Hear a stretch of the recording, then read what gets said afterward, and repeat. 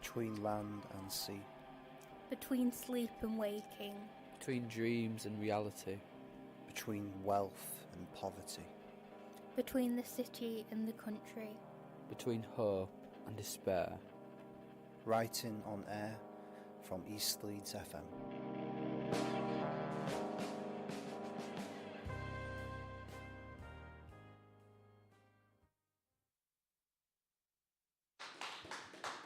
Good evening and welcome to the third night of Writing on Air. 2 more to go, tomorrow night and Sunday night. And if you're listening out there or watching the live stream, if you fancy coming in and for some live events tomorrow from 3 or 4 o'clock in the afternoon right through to about 10 at night, we've got some fantastic theatre, poetry, all sorts of unclassifiable stuff in sort of mixed genre material. It's going to be great. And also on Sunday, the same, from about 4 o'clock in the afternoon. Obviously, you can listen to everything, all 60 events, 58, 60 events on the radio, on the wireless, in fact, as we used to say. So tonight, we've just had a really, really interesting workshop on performing poetry, performing anything really with Caitlin, and it's been absolutely brilliant. I've learned a hell of a lot from it, and I'm not sure I'll be putting it into practice tonight, but I'll try. But yeah, we've got some lovely performers here tonight, and it's our open mic spot, so I'm going to hand over to Caitlin. Round of applause for Caitlin, please. Hello, I'm Caitlin McKenna. I am a poet and spoken word performer from Leeds, and I'm so happy to be hosting this Home on Stage open mic tonight. We've had a few people stick around from the workshop and a few people coming who haven't even participated in the workshop to show us how they feel at home on stage. And I can't wait. But unfortunately, before we get into the open mic section, you're going to have to hear a little bit of poetry from me. So, little content warning here for suggestive themes, maybe a few naughty words, shouldn't get too deep or dark. If anyone feels a little bit uncomfortable with that, feel free, tune out, check your phone, have a wander, whatever you feel. We're going to start with Button Up. They say button up, like I've not been stuck staring into my wall mirror for the last 5 hours, deliberating between Dickies and that pretty skirt with flowers, whether that floor-length frock wasn't the mood of a coward, like I wouldn't rather be covered in mesh and feeling empowered. But the flash of my skin is greedy eyes I invite in, and I've been heightened insecurity lately. Deadbolts, padlocks, and a motor tower around me. Step forth and sink into your own gluttony. If I were a priest, I'd call them all sinners, but they're moving into feast like I'm tonight's dinner. Isn't it ironic that if I were a little thinner, this shirt wouldn't look so low cut anyway? And maybe I wouldn't remind him of his mother, because his subconscious Freudian boner for the mounds of flesh I have swinging as the bell end in his pants ringing. And this could never be sinning, because mummy told him that man should lie with women. And as long as there's a she in my pronouns, he wouldn't mind a rimming. So I button up, strap myself down, tell myself I can't hear the lecherous sounds. Tomorrow I'll try harder, find an outfit that balances the masculine femme with modesty, that refuses to flatter me but still look put together. Choose a new persona to wear, refuse to give them something to stare at and look at and point and laugh and wank at. I'll button up, shut up, hold my head up and fuck up and try to do better tomorrow.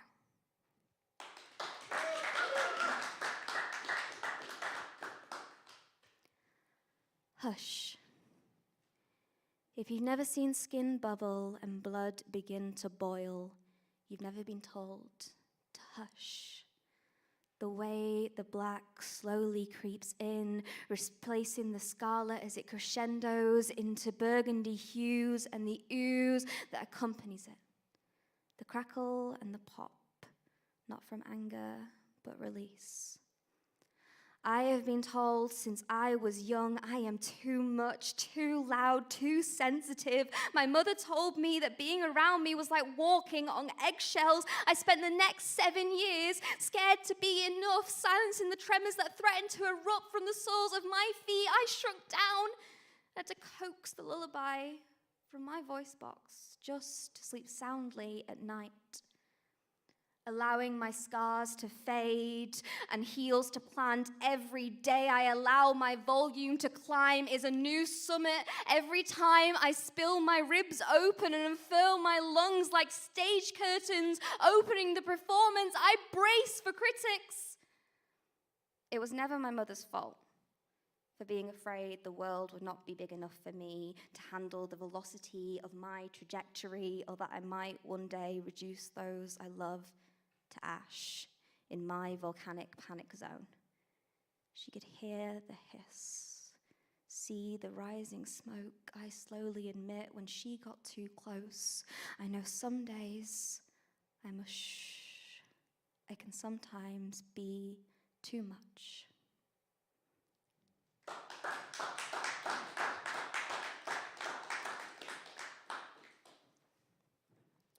I wrote this poem about someone I love, and then as soon as I finished it, I realized that it wasn't about him, but it is about him, but it's about my community at large.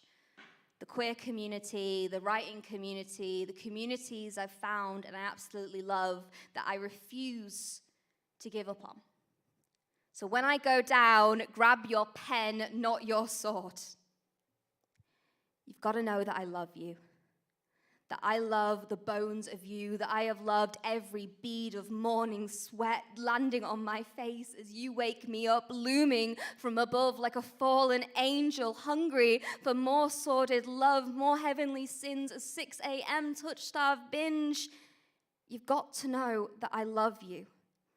That I love your heart and your lungs, that I have loved each strand of skunk-striped hair littered over my yellow jumper, and after every kitchen hack jog you let me commit, that I've kept at least a wisp in a bag muddled with crystals and sticks I was told would bring me luck.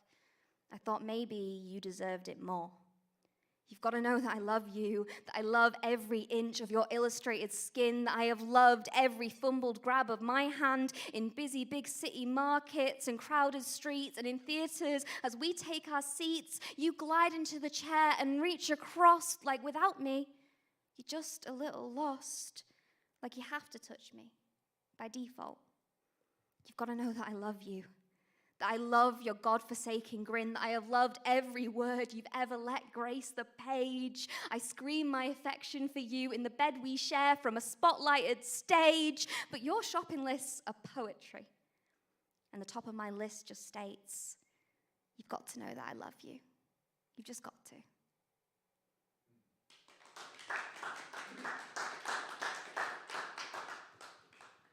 I'm going to leave you with one last one before I start the open mic, and you're in for some real treats tonight, some really, really talented people that I can't wait to hear read again. So, last one from me for now. Grandma, please don't read this poem.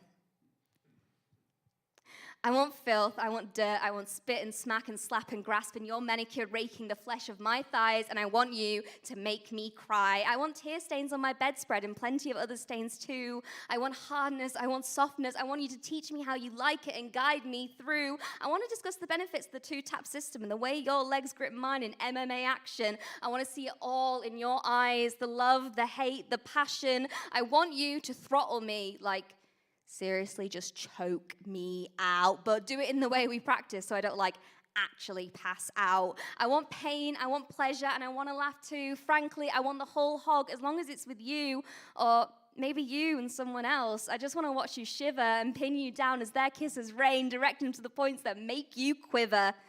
I want to watch your knees start to quake, moaning, groaning, your climax coming so close. And I want to hear you say my name. I want to be the one you love the most. I want to squeal, and I want to shriek, and I want to wake our housemates up. I want my neighbors to question just what we're doing, and I seriously just want to fuck. I want grime, I want grossness, I want body fluids intermingling, I want guts, I want glory, I want to gag, I want every part of me tingling. Maybe I'm a pervert, a degenerate, a queer. Or maybe, just maybe, I just want to fuck right now, right here.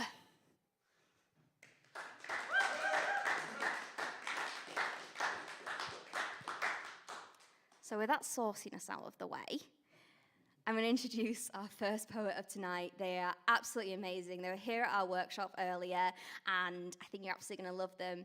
It's Evelyn Lizard.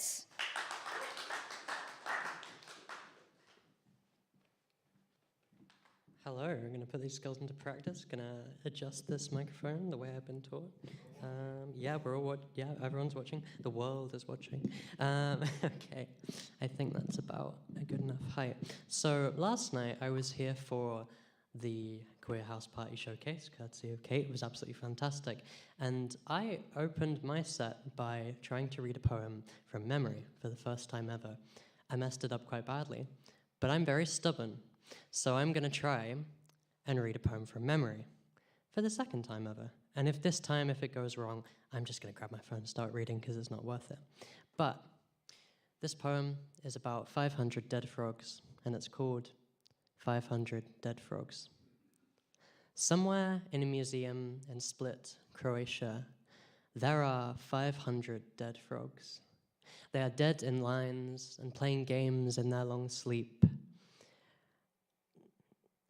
And I've forgotten this is going to take a lot of tries before I manage to do this.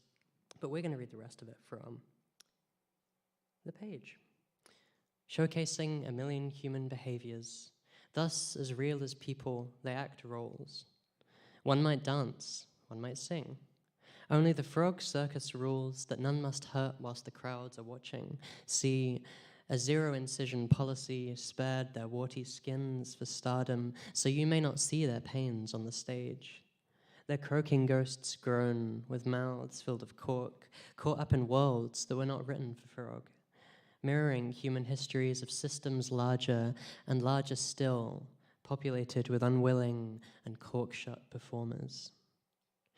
I read somewhere that they are selling the frogs to America, so they will be dragged, not kicking, not screaming, nor croaking, to a new land where they may act out their humanities in glorious American dreams for glorious American tourists.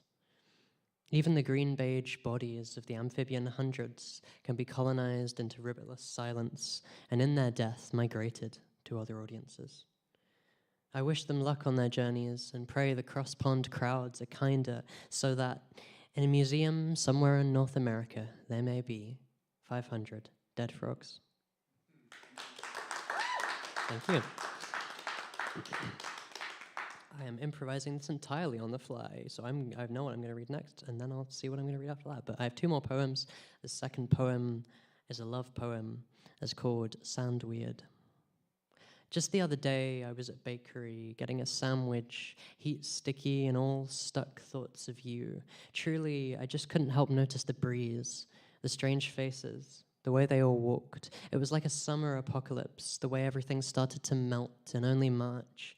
My head puzzling the hours we'd houred together. But here was the hill I'm used to my brain walking down, the road I cross almost every day, and staring out at the tower home, which is so tall and strong we could let it crush ourselves. Anyway, I'm walking trudgeways, sandwich in hand, and I just wanted to tell you that things sometimes are just as strange as they seem, which you probably know. And now I'm going inside, and it's goodbye, good love.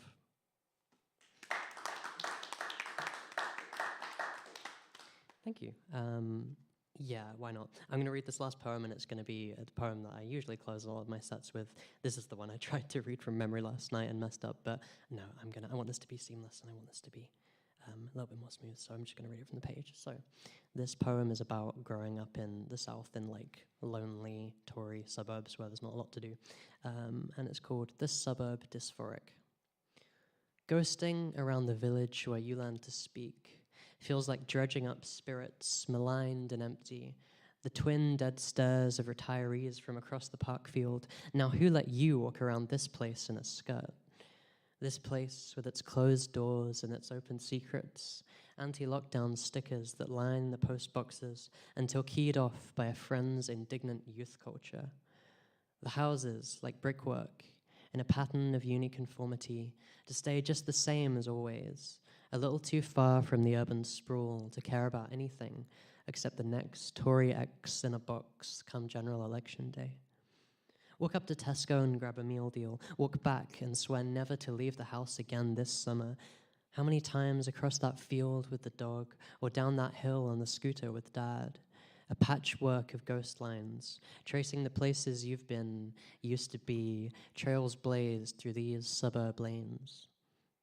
Like a child crossing roads again, spacing out and wondering what life is like in the real world, which you'll find out soon enough when you go away to the uni that someone else's money buys.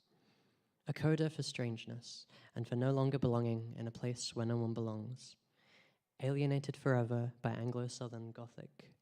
This suburb dysphoric. Thank you. That was Eve. That was amazing. Thank you for sharing that with us. Next up is someone I have seen perform before and you're going to love. It's Keith.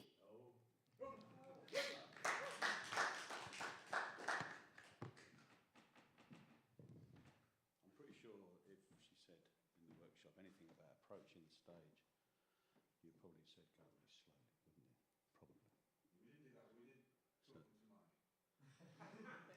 That's true, but I was being more intimate. You know, right. So there's a lot to get through. I'm only joking. Right. So I'll leave that one. No, you brought the whole folder up. You have to read the entire folder now. Right, okay, yeah, I was actually going to take bits out. I didn't realise you were going to pick on me so quick, but I have to say that was great, by the way, Eve, and I never read from memory because it would be a disaster. I can't even remember what I was doing 5 minutes ago. So, don't ever get old, kids. So, there we are. We're in the right place, Elliot?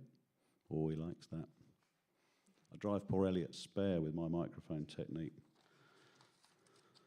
He just shakes his head. Yeah, you can. You've got you've got the ringside seat. Right. So let's read. This gosh, it's almost Pinterest. Yes. All right. I think we'll start with the Wharfdale Hare. The reason is it doesn't seem to be a home theme. But I used the word Heimel, which is to do with winter, because it sounded like home. So, here we are. The Wharfdale Hare. The young gunners late winter afternoon, braying under the early moon, they come across hares, get one in their crosshairs, and the prancing flight begins. Hither, thither, through gorse and heather, turning to tracks of deceptive depth. Alternately, they resist and squelch, like each type of spent pellet on the moor. The stream between higher moor and woodland, a Heimel trench uncommonly sealed, bleached brown green banks hard and late, no poppies adorn a passionless dale.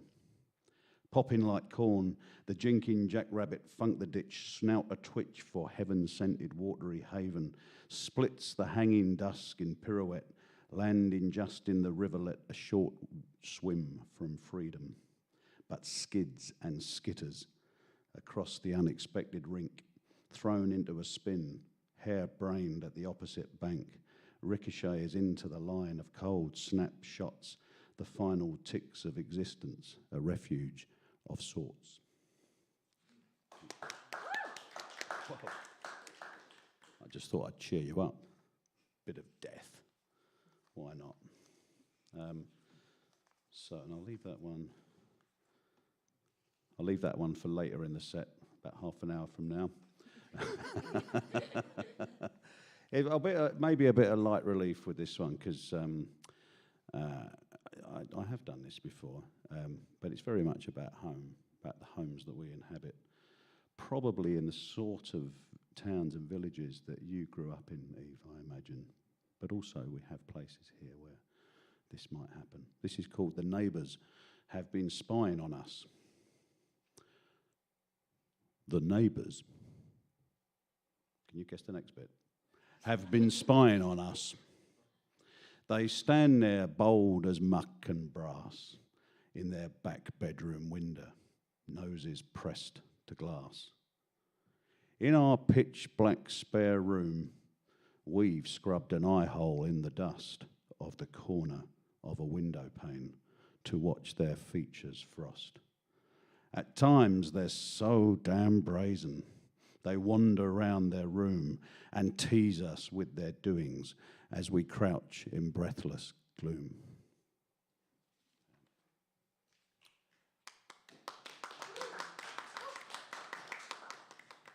I can wait all night, honestly. It's fine. So, what do you reckon? Shall I finish off with? I'll finish off with. See, home can be a place like we're standing in now. This is sort of a second home. I've stood on this here quite often. Recorded radio with Peter and these chaps here quite a lot down here. So it's kind of a home from home. But I think home can be all sorts of things. It can be rhythms, it can be music. And I saw someone performing in a band not far from here. And she was, I don't know her, she was doing the bit. And then it was her bit and she woke up. And I thought that's someone who has arrived where they need to be. This is called performing a sax act. I just milked that laugh, I think. So, performing a sax act. Imposter eyes, humble, existing reed to mouth, grim ensemble purpose, reverses at the band leader's jab, as she ramps it up, swaying like the weigh-in at a sumo bout, tight-lipped, tiptoed, pouring into broad blue denim, framed eyes like clock faces, stuck at 10 to 10. Plug your ears to ear, I'll show thee how to play fucking sax. Tattooed anti-brachial pouring out of a mustard sack, taking her soaring back to days of promise before hope got wedged in her throat, before she learned, turn it into a new voice. Blow it into our baffled faces, facing down the smirks of judgment, pouring in, pouring out, splintering the rafters, bringing the roof down on our joyful heads. Thank you. That was wonderful. I do want to point out I got a text during that from someone who is listening into this right now but isn't in the room, who said, "Who is Keith? I love him. Why is he not reading me a bedtime story?"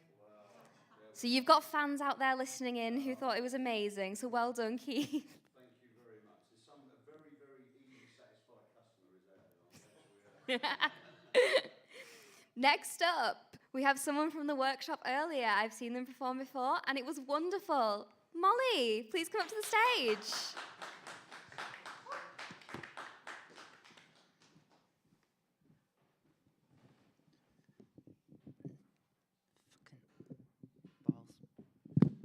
Sorry about that. Hi, my name is Amalia, but you can call me Molly, everyone does. And I'll be reading 2 poems, both about nightmares, some I have had, some other people have had. This first one I'm just going to read with no further introduction. It's called Cephalopoddysphoria. The very first time, I am 12 years old. It starts in my chest, beneath my lungs, the space between my diaphragm and heart, quaked by hiccups. Then something bigger. A scientific name for giant squid is Achytheutis. The tentacles grow back when you sever them. It's one way only. The cut arm withers and dies, but a new one sprouts in its place over and over. I taste blood and kelp like fishmonger's air, and my hands grasp the bulge in my throat, brine in my mouth, my nose, eyes and ears, a reversed children's rhyme before I retch. The giant squid suckers are lined with teeth. They have 3 feet long prehensile penises. Giant squids exhibit sexual dimorphism. Their only natural predator is sperm whales. The first spew breaks my jaw with a crunch. I think of touch tanks in aquariums as a kid. Alien slick invertebrate skin under my fingers. I don't open my eyes. I only feel them writhe. In Portuguese, giant squid is lula gigante. In Swedish, they say jättebläckfiskar. A euphemism for puking is playing the whale. In Gaelic, it translates to great mother of suck. In the mirror, I see 10 feet long tentacles from my mouth, my follicles, between my legs. I imagine a woman, but all I see is a vessel, its wooden hull crushed by the kraken's grip. Black ink and blue blood and salt on my lips. I stare at my broken bones behind wet glass. In the voice of the mother of suck, I tell myself, female giant squids grow larger than the males.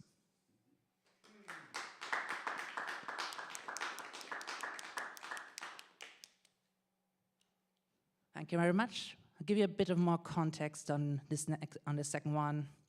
So, two things I've had nightmares about over the last couple of years, where someone I loved, one I lost, who is not technically dead. He's just a horrible person. He's still walking around, but he's dead to me. And climate catastrophe. And this poem is about the Venn diagram section where there's two kinds of dreams interlap. It's called Greta Thunberg's Twin Platts, trailing from the boot of an unmarked white van. In dreams, my loved one is still alive, says the girl at the bereavement support group. In my dreams, my loved one is a scratched out face, a cigarette burn hole head, a torn paper body. I'm sorry for digging over your garden, says a pockmark, a suit tag, a purple-blue collapsed vein. In my dreams, my loved one is a black Thunderclaps guy, a tapeworm, a child trafficker shooting up heroin. In my dreams, my loved one writes me a letter, an elegy for humanity, an apology for the end of days. Not my personal Armageddon, but a more universal one. This tally of carbon footprints, this admission of guilt asks, are children truly our future? Signed, the boogeyman, the thing that hums in the night, Roman Polanski.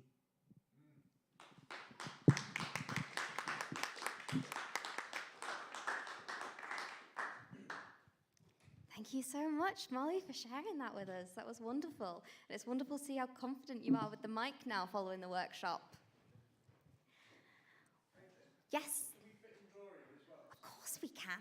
Yes. Gloria. And it's just sorting the tech. Wonderful. I'm going to do a little intermission before we get into the next poems, because I'm going to read another one of mine, because I have the microphone and I can. When the boy you love tells you he wants to die, I realize within the instant that I do not want to lose him.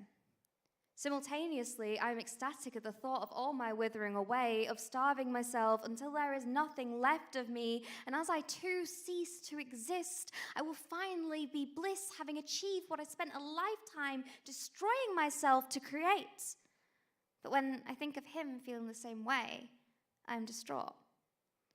To build him up is what I was born to do. I am not the girl he ends up with, but I will make him into the man who finds her. There is no other way to say it except that when I am cooking for him, I am fulfilled, fueling his body for the next girl that comes along, however painful that might be.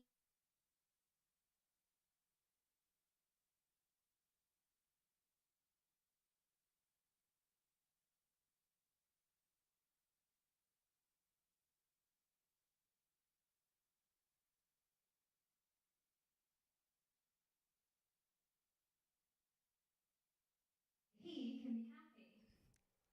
Feeling this way was not something I sought.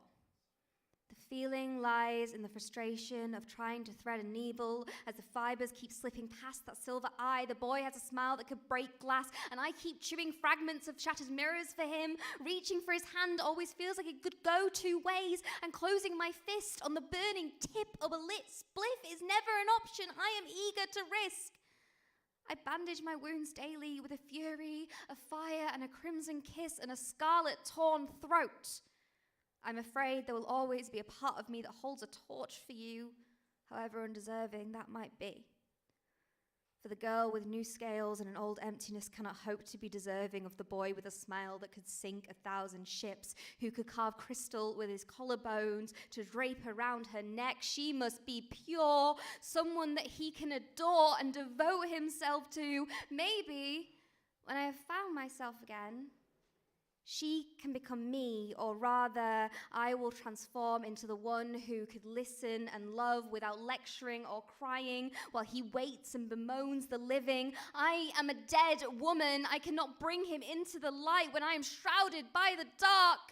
How exactly do you imagine yourself fitting into his life and saving this boy when he is no longer sick?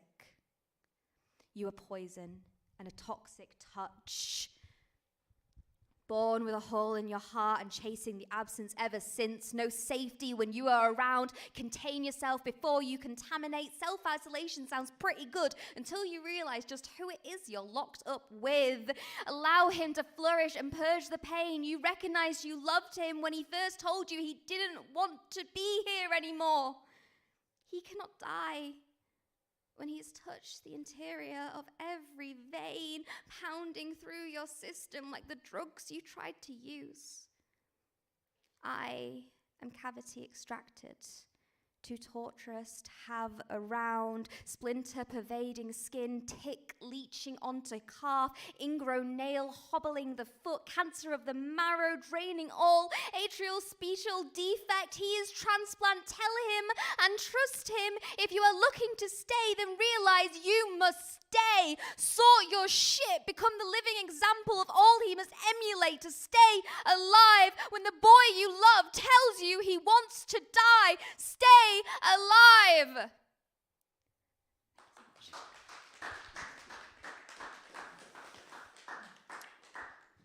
Next up, we have who goes by many, many names, which is why I need my notebook. It is the Seacroft Laureate. It is E. by James. It is James Lewis Moran.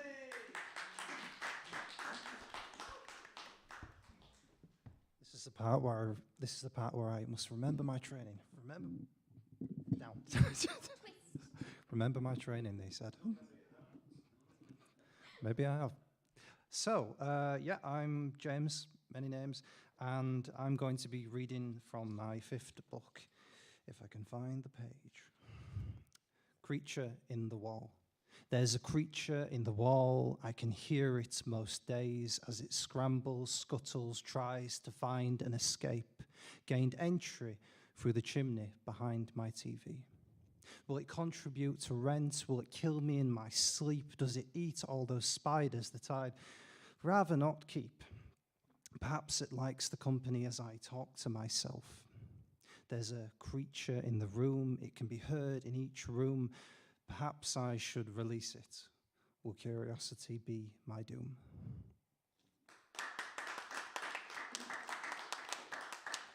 I'm glad someone else wrote about environmental collapse, because I wrote this last year. Writing from.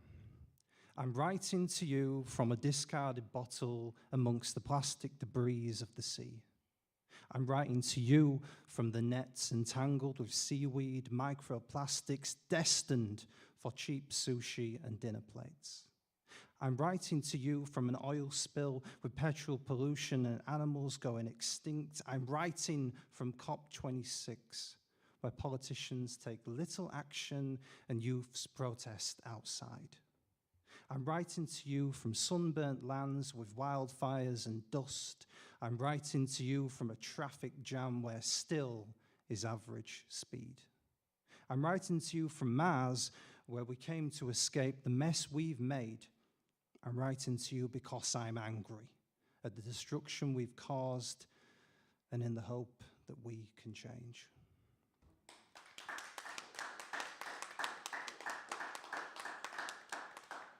Whew, right, last one, and then I am getting out of here. Leeds Days.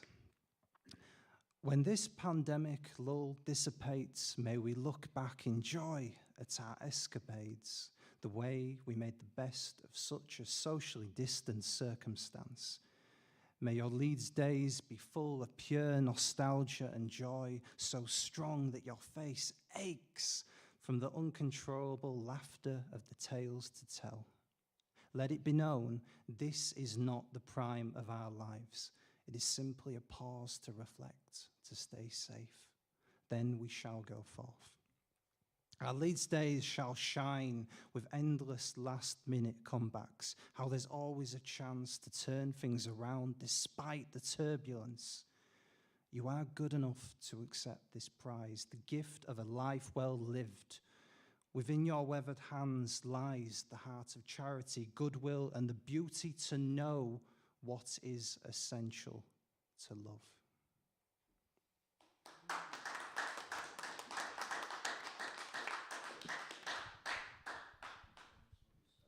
That was beautiful. Thank you so much for sharing that with us. Next up, we have another workshop member from earlier, Daniel Falls.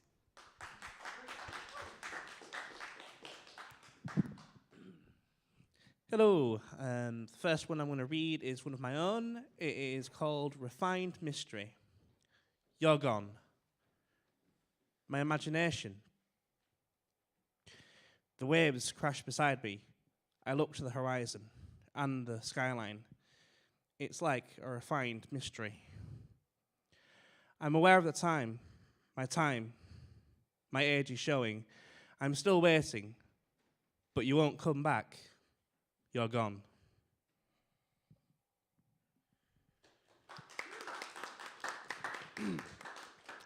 The next one is from Katie Smith from York St John University.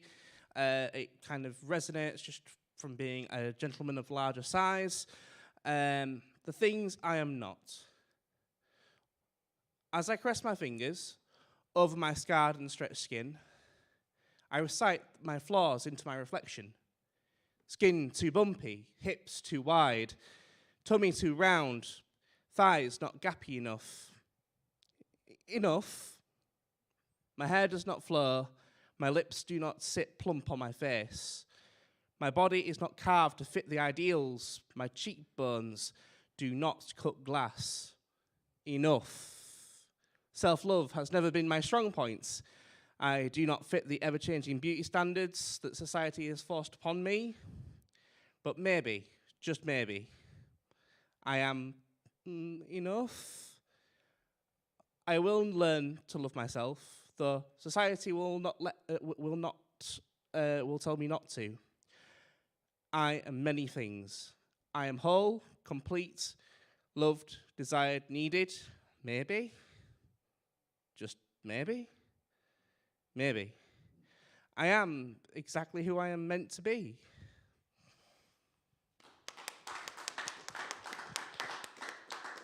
That's it from me.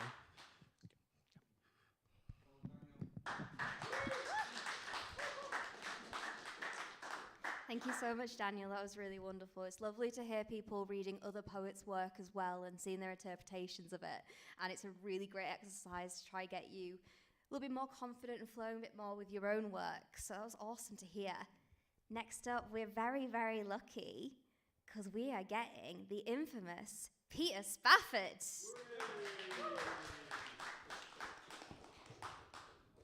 Keep the applause going.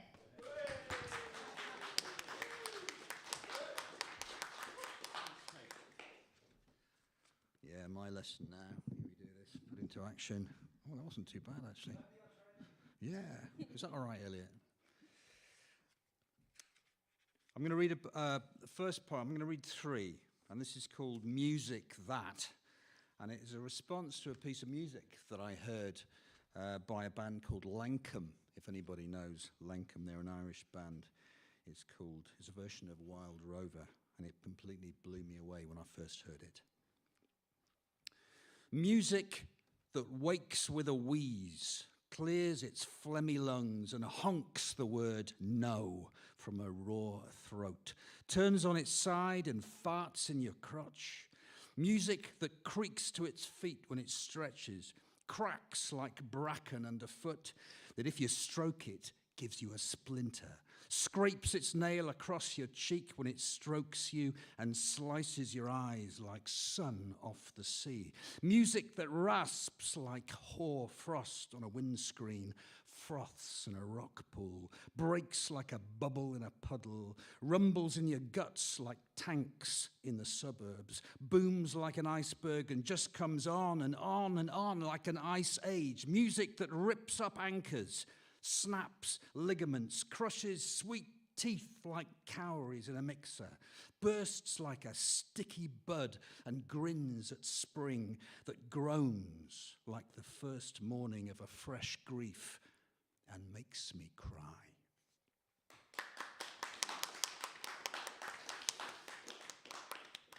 Thank you.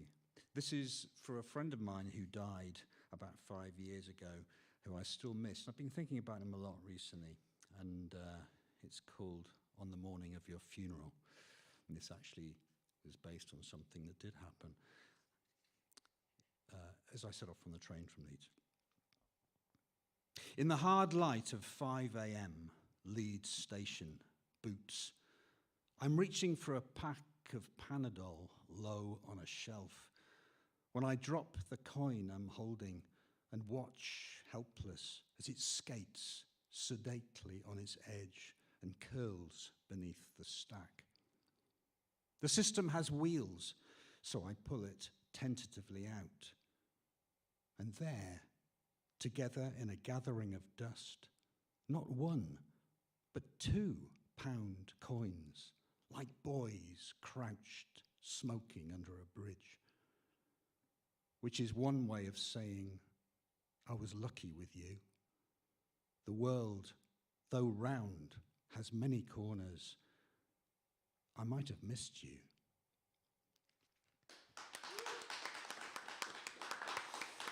Thank you. This last poem is there's a bit of background on this. I was commissioned a while ago now to write some words to be engraved on stone benches in Kirkgate. And they're still there, but the black ink has worn away, so you can't actually see them. So I was passing by a couple of years ago, and I thought, oh, I don't know, what do? Do I write to the council? That may sound a bit egotistic, but you know, so this is a kind of amusing on that. And there were also some words by Anthony Dunn, the poet, which were engraved in the pavement. So this is Kirkgate sequence, revisited, because I did write, yeah, anyway. To write words for stone, engraved on stone benches, carved in stone. Words I've written, immortality, commission, plus. Who would eschew paper, screen, or air? But to have words published anywhere is fine, but ephemeral surely compared to stone. And 6 months later, there they were, letters gouged out of stone, inked with black, forming words, forming resonant phrases. I love you, but nothing is set in stone.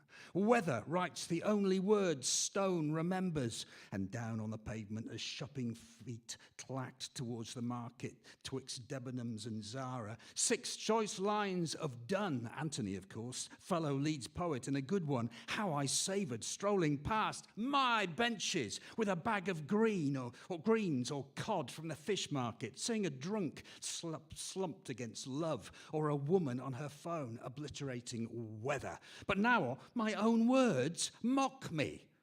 The ink has faded on the E and the R. What the fuck is with? And on the other bench, the rich black bleaches from love entirely. And what do we make of you, but nothing is set in well, what to do? Yeah, what? Should I write to the council? 10 years ago, you commissioned me, Spafford, poet of Headingley, blah, blah, blah. And this really is a priority, bloody hell, in a global pandemic. Right, I think I'll do it myself. At night, sneak down with a bottle of ink, become thereby CCT sensation, poet caught 3 a.m., Leeds City Centre, touching self up. And meanwhile, look carefully. Anthony's words down there on the pavement don't fade. No, not a jot. Are actually darker, a tad more defined because shit from shoes and boots has filled them in. And yes, because Anthony's a better poet. All right. Vanitas, vanitatem, sculptors, writers. Beware the allure of commissions pertaining to street furniture. For all furniture rots in the rain, even stone. Then we die, arse, bollocks, etc. Thank you very much.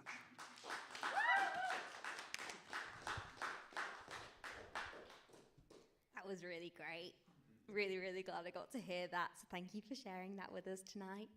I think next up, if all the tech's all sorted, we're going to have some music. So can we introduce Pamela? Gloria. My sorry, you've got a beautiful name.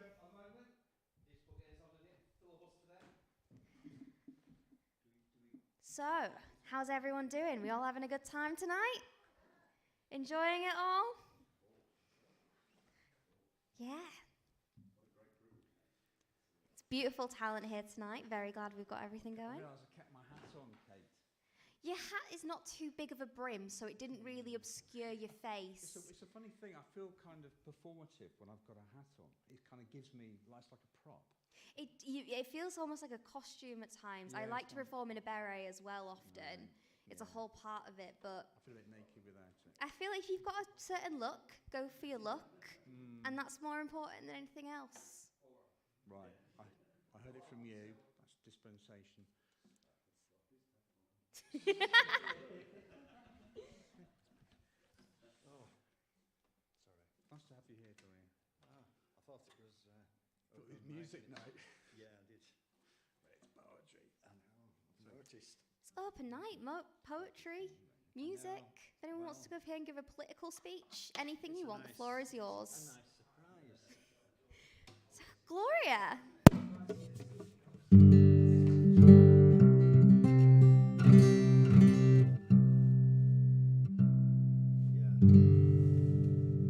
Yeah, I love poetry. I know a lot of songs, and sometimes I learn poems as well. Yeah. I was only talking to these close people. I'll make it public now. It's public now. It's all right. Yeah. Well. So, as I've been sitting there, I've been thinking I'm in the wrong place, but I'm enjoying it. I don't mind. I can sit here. I can have a coffee and have a piece of cake or something. I don't mind. And then I was asked to perform. So, as I say, I do know a lot of songs and poems, and I always learn them by heart.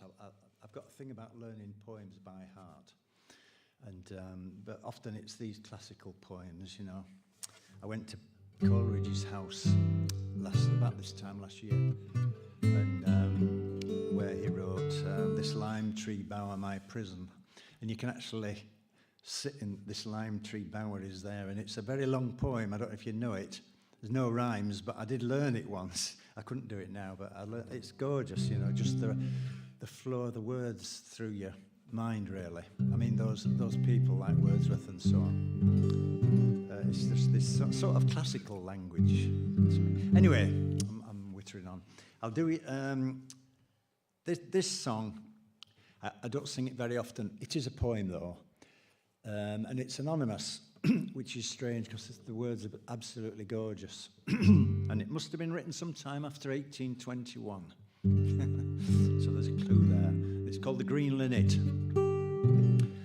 and it's what's called the broadside ballad. So there were people who used to write poems to order or songs, and they were given, I think it was £1 for each one, and then they were printed on little sheets of paper and sold in the streets. I'm sure a lot of you know all about this.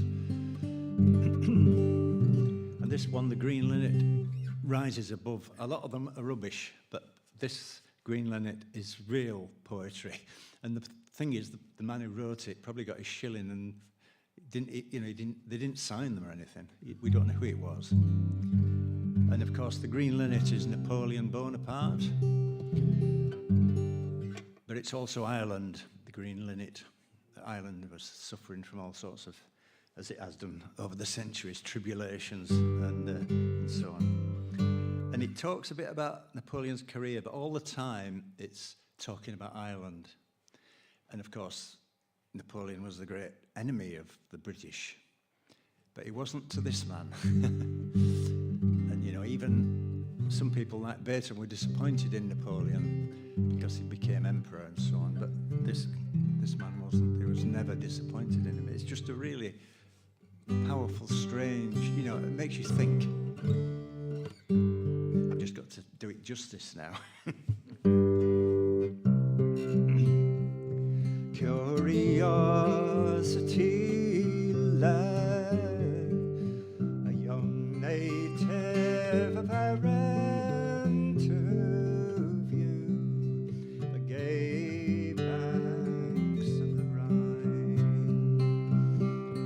empress he saw, and the robes that she was wearing all over with diamonds did shine.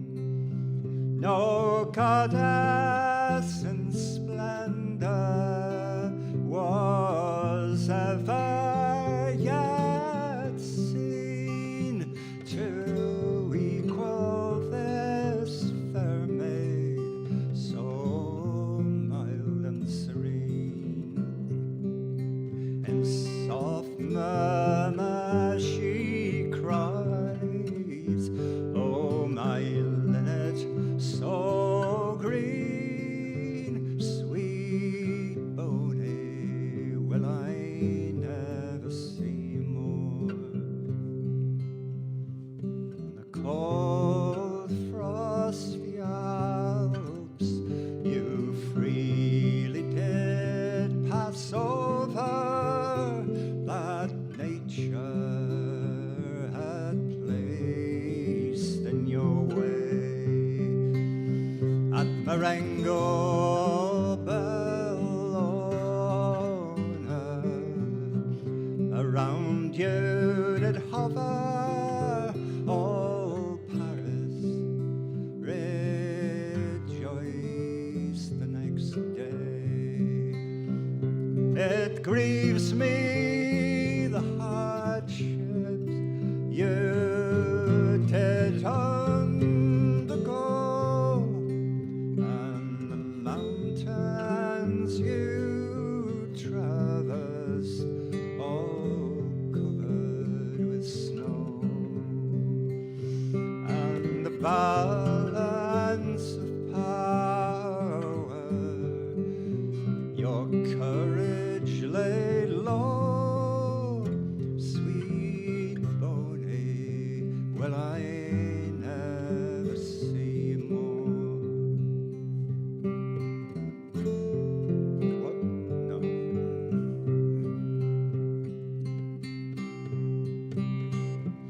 The crowned heads of Europe, they were in great splendor, and they swore they would have you submit. But the goddess of freedom soon made them to surrender and lower their standards to your wit. Old Frederick's colors to France you did bring. His offspring found shelter under your wing, and that year at Vienna you sweetly did sing. Sweet Boney, will I never see more. And what numbers of men were eager to slay you, their malice you viewed with a smile, and their gold through all Europe was found to betray you, and they joined with the Mamelukes on the Nile. Like ravenous vultures, their vile passions did burn. The orphans they slew, and caused the widows to mourn. But my linnet is gone,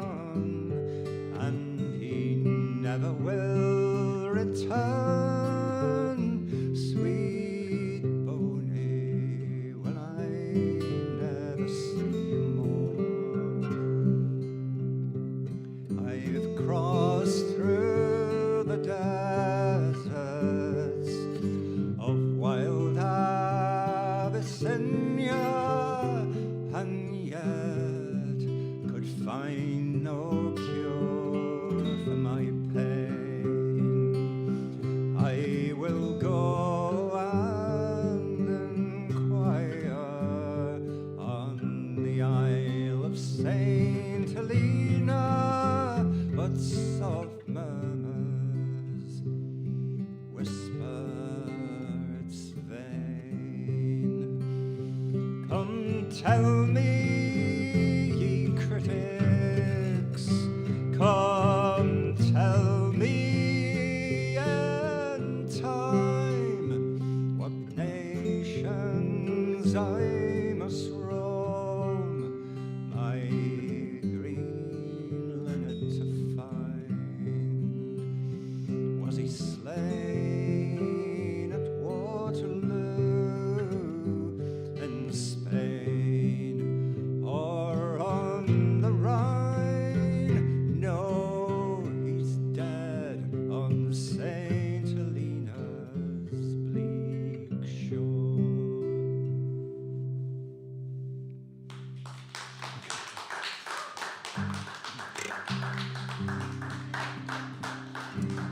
Thank you very much. It's a bit of a marathon, that one. It's gorgeous song, powerful song.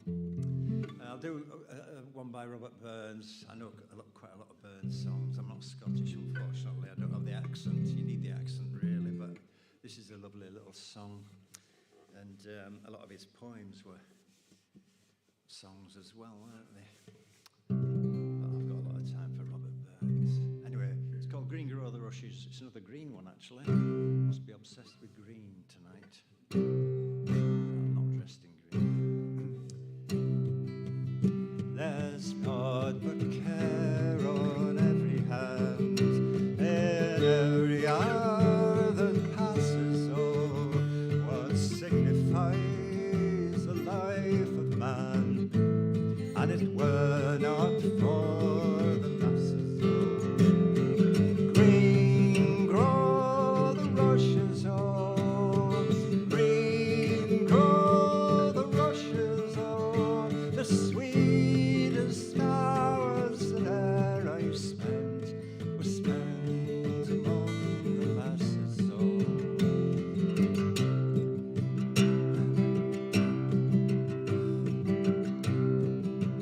But give me a canny hour at need, my arms about my dearie, oh, and wally cares and wally men made all gay chaps out teary, oh. Green grow the rushes, oh, green grow the rushes, oh, the sweetest hours that e'er I've spent among the lasses, oh. And the wally race may riches chase, riches still and neither more, and though at last they catch them fast, their hearts can ne'er enjoy them more. Green grow the rushes, oh, green grow the rushes, oh, the sweetest hours that e'er I've spent were spent among the lasses, oh. And you seduce, you sneer at this, you're naught but senseless asses, oh. The wisest man the world e'er saw, he dearly loved the lasses, oh. Green grow the rushes, oh, green grow the rushes, oh, the sweetest hours that e'er I spent were spent among the lasses, oh. And nature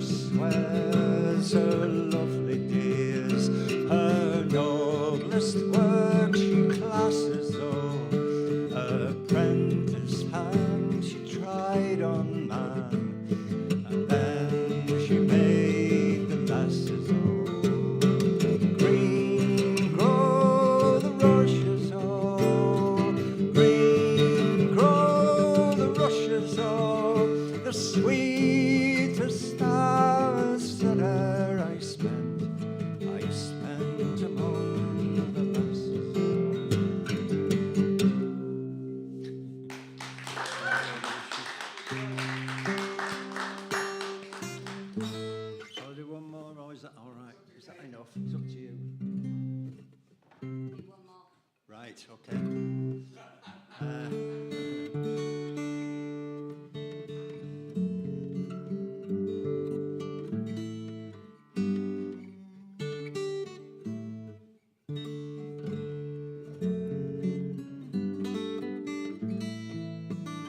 This is by John Clare, who's well loved by lots of poetry enthusiasts. And I know a lot of you know a lot about John Clare, possibly you will, possibly you won't, I don't know. I have met one famous poet. I met Philip Larkin, and I didn't know who he was then when I met him. And afterwards I became a great admirer, and so I was, if you're going to ask me up to do a poem, I was going to do his This Be the Verse, but I won't do it. It's unbroadcastable anyway. Mind you, it might not be. I do know that one off by heart, doesn't everybody? They fuck you up, your mum and dad. They might not mean to, but they do. They pass on all the faults they had and add some extra, just for you. Anyway. It's very memorable. It's easy to remember that. Yes, yeah. And don't have any kids yourself.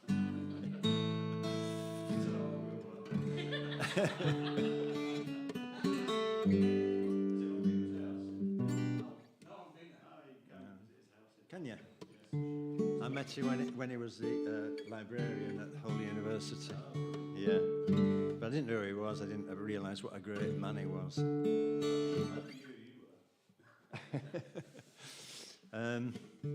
Yeah, I was going to do that, the John Clare one, yeah. Yeah, this a lovely poem by John Clare, if I can. I haven't rehearsed any of these, as you may have gathered. It's called The Quiet Mind. And I think I'm going to do half of it. There's more verses. There's about 8 verses, but I'm only doing a bit of it. I'm always in favour of brevity. Having done the green linnet, though, that probably, maybe not. This is fairly short.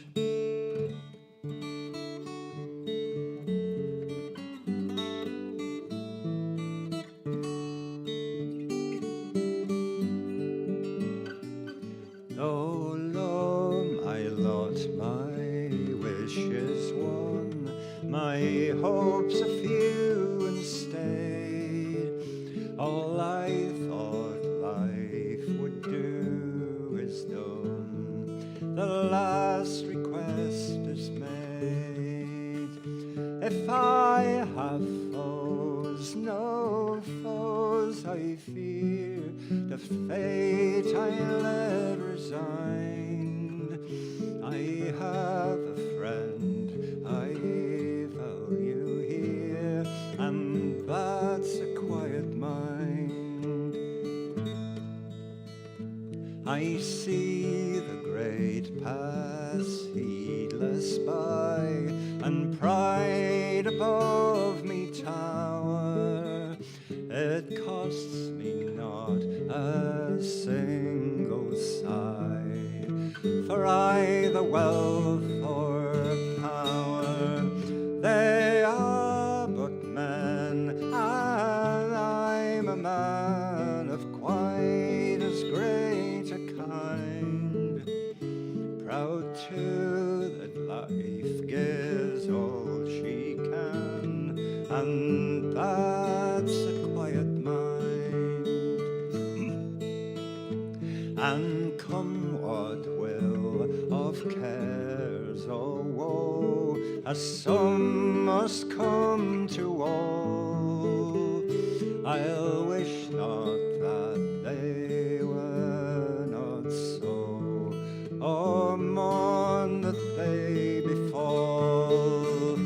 While life's allotted time I brave, though left the last behind, a proper friend I still shall have, if I've a quiet mind.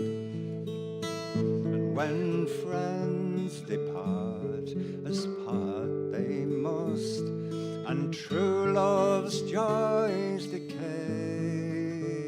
that leave us like the summer's dust, the whirlwind blows away. While life's allotted time I brave, though left the last behind, a prop and friend I still shall have if I've a quiet mind.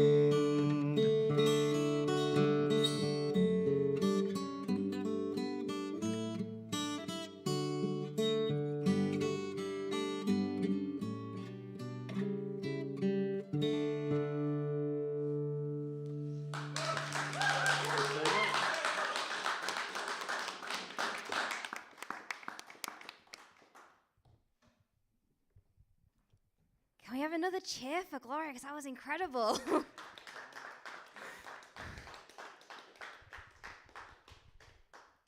Thank you so much for coming and sharing that with us. It was absolutely wonderful. I'm completely in awe of you. I don't know where you came from and how you ended up here, but thank you for coming. Absolutely beautiful. Regular. I feel privileged to be part of that, and I think all of you should too. This is the wonder of open mic nights. There's so many in Leeds happening at the moment, and I think it's so important to get out and support them, meet new people, see new voices, support new artists. Get out, read, let people see your stuff, whatever you do. Please attend them. Support the artists who are bringing them on, because they're just really great, and we should be supporting this emerging scene that's just getting better and better and better. So, with that being said, is there anyone here that still has a burning need to come up and read that hasn't?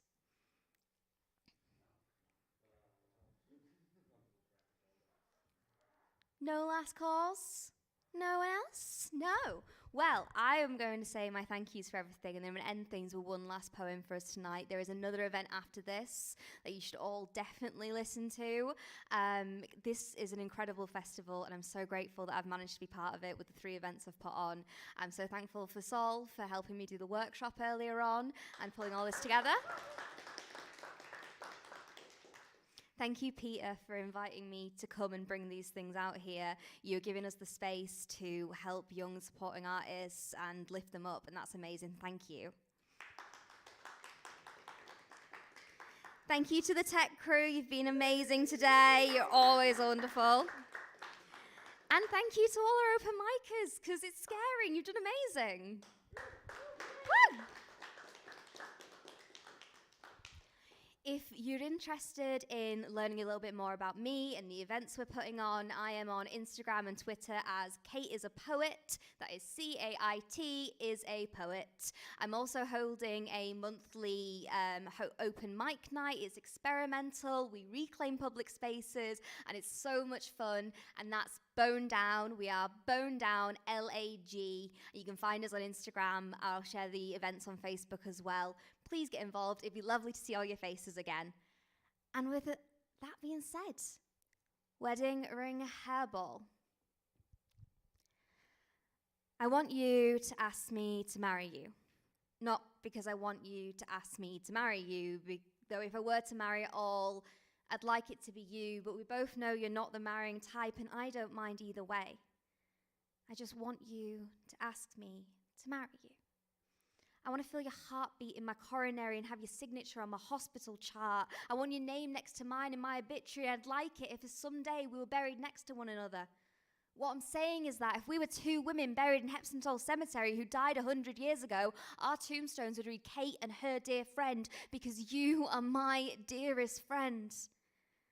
What I'm saying is that I think when they cut me open, they'll find your hairs growing on the inside of my chest. And that's why I'd got a little itchy when you'd been away for too long, and each nervous butterfly was a hairball growing inside, waiting to be coughed up when you closed your eyes. And maybe the way I can't be away from you for more than a few days is the strands wrapping around my intestines, trying to tie me to you, making me sick as you draw away. So I'll walk you back in. I'll twirl you through my door, down my stairs, onto my bed. What I'm saying is that the soles of my feet are blistered from treading barefoot in your footsteps, hoping to go through life beside you without disturbing your peace. What I'm saying is that the calluses on my hands match the calluses on yours, and I want you to want to marry me. Maybe. Or maybe I just want you to never leave. Thank you so much. Thank you for being here tonight.